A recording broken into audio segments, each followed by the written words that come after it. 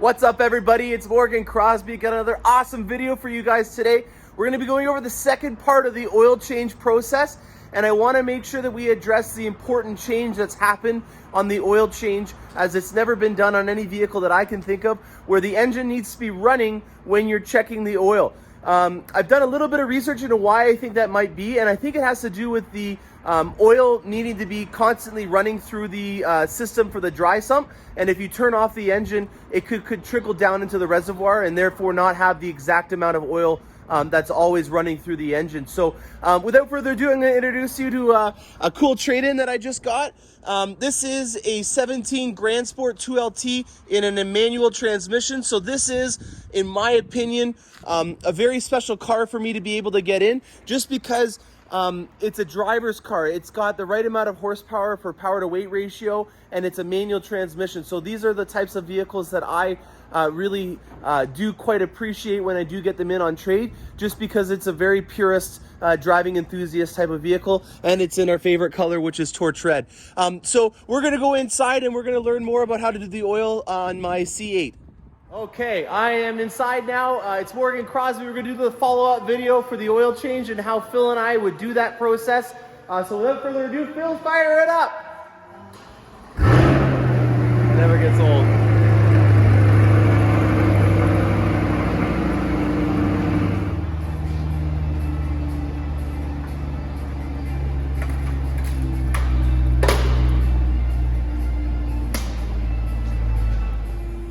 Phil's lifting her up. We got the oil ready to go.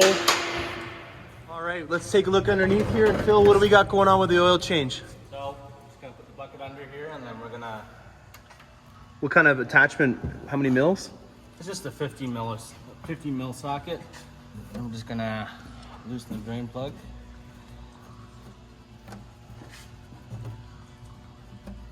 Come on. This is gonna get messy.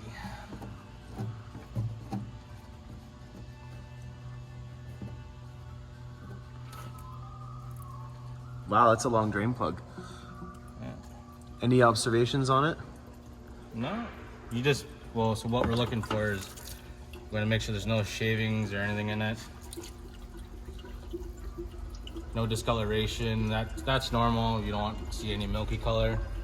I'm just gonna let it drain nice and... Now, would that mean that the water got in through a gasket, maybe? Yeah, if it's milky, then water got in, or coolant or something like that. Moisture, essentially. Now, is there any difference on a break-in oil change over a regular one? Well, yeah, like you want to let it drain for as long as possible, get all the, if there's any metal shavings in there, in the oil, then you want to get it all out. The filter should catch it, but in case. And then any of the assembly lube will come out too. And I think it's 7.1 liters for the Corvette? Yeah, I think that was the spec. We'll have to double check that. And yeah, don't hold us to that.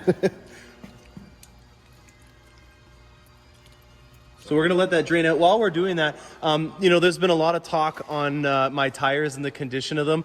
This is our first close look at them after they've been through snow and all the things that I've thrown at them. Yes, obviously, we know that driving it in the snow and cold temperatures with a high performance tire is not the best, but this is for research purposes, and make sure Michelin knows that I'm also ready for that sponsorship if you're ever here for me. So stay tuned for more. We're gonna go over the final process of the oil change in a couple minutes. All right, so we've been letting it drip out for about 4 or 5 minutes now, and Phil's already loosened the oil filter. ooh, almost made a mess there.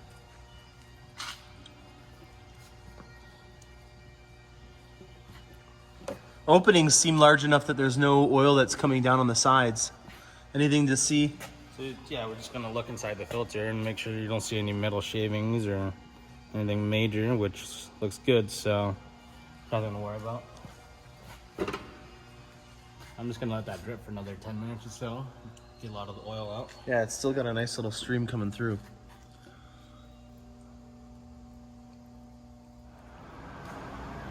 All right, Phil, we're back.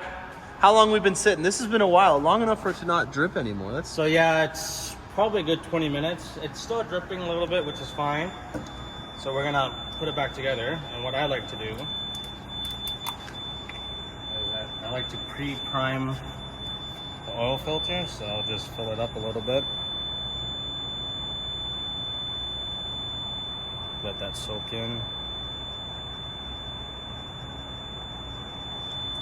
That alarm is our CO2 sensor.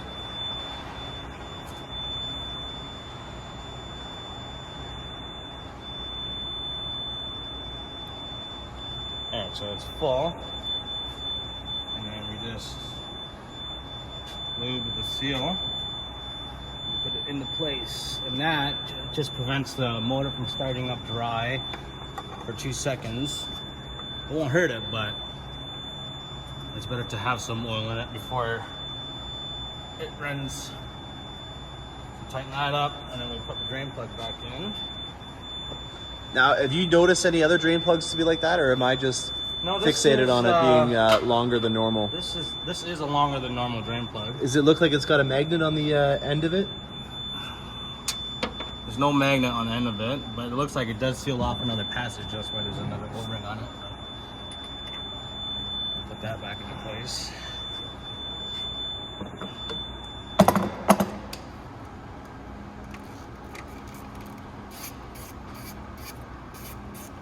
Phil, do you know what we do with all this oil after we're done with it? It just gets collected and it goes off for recycling. We have a company that comes in and drains off our used oil and clean off any excess.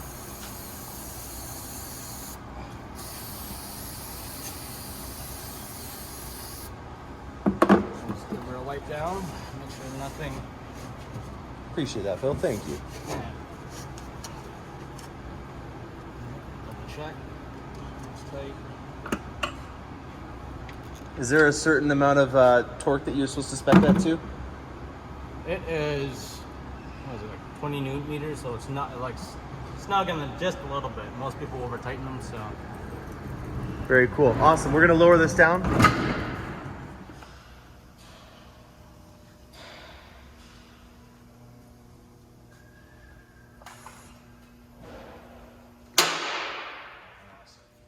So this is liter number 7, and what I do is I'll put the 7 liters in, I'll start it, run it, and then I'll add the remaining 0.1 and top it up as is needed.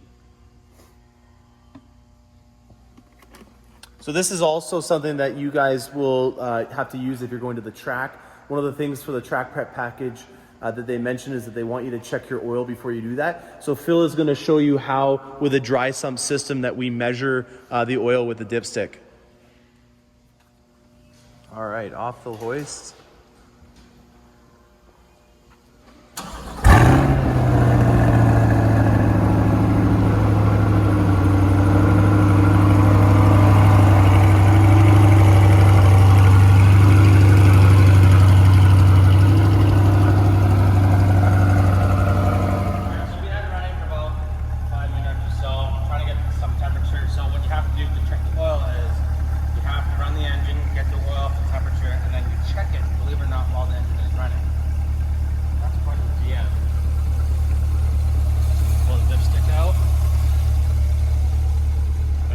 There's the level.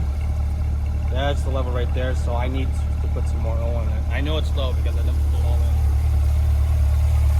You want to redo it? Nope, I'll just top it up.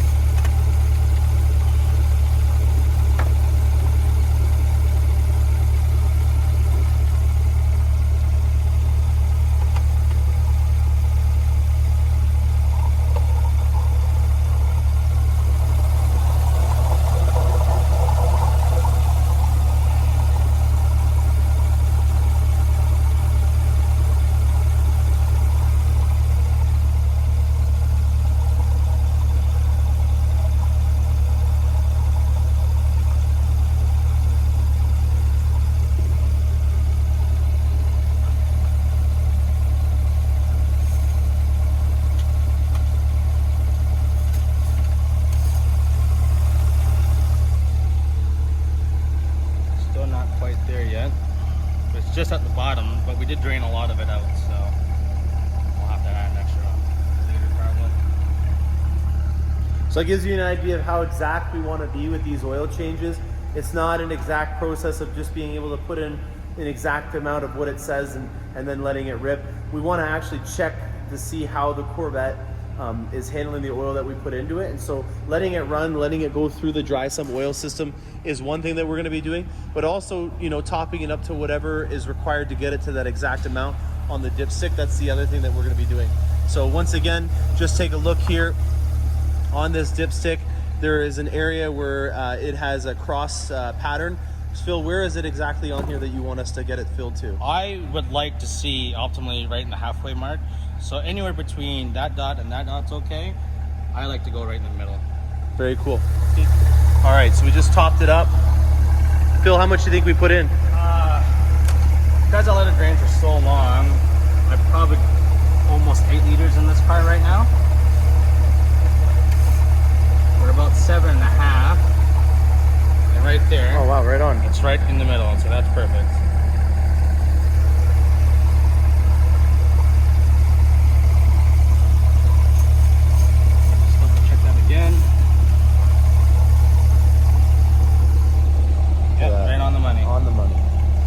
All right, guys, well, I hope you enjoyed that video. Just shows you that it's not an exact process. There is a science and a skill to doing this. And so we wanted to give you a backstage access to what it happens at these GM dealerships. This is Phil. He's our technician that does all of our work on our Corvettes. So if you're lucky enough to be able to get an oil change done at our facility, I hope to see you and your Corvette while you're getting your oil change done. Thanks a lot to everybody who is commenting and giving us contributions on what they would like us to see. Again, we're trying to show as much stuff on what happens on these Corvettes as possible. So stay tuned for more content as it comes out in the future, and make sure you hit the subscribe and notification button. Thanks a lot, and happy motoring.